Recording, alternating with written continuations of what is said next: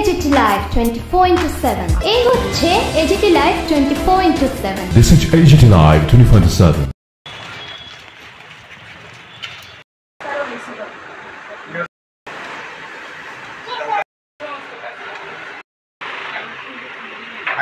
ইলেকশনের সাইড দিয়ে আগে আমরা পরদিন সবাই হয়তো আইলে ছেলে মুলে থেকে সবাই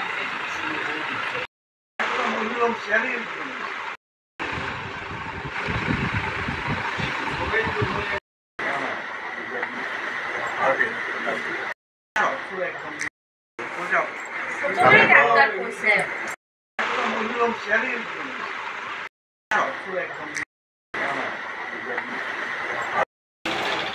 তো রেলে যাচ্ছিলাম, আমাদের প্রোগ্রাম ছিল, তো কাঞ্চনজঙ্ঘাতে যখন বসেছি তো বাদেই আমার কাছে খবরটা এলো যে সাংবাদিক দুলাল চক্রবর্তী আনবে।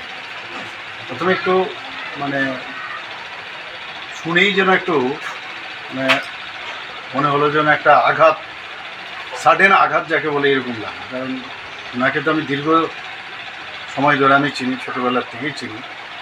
সাংবাদিকতা বাদ দিয়েও সাংবাদিক আর মানে পলিটিক্স দুটো একটা আরেকটার সাথে মানে কী বলবো মানে অঙ্গাঙ্গিভাবেই জড়িত। কিন্তু ওনার সাথে এর আগের থেকে আমার পরিচয়। আর এখন তো আমার এই বিধানসভা এলাকারও ওনার মানে এখানে উনি থাকেন, এই দীর্ঘ সময় ধরে ওনাকে চিনি।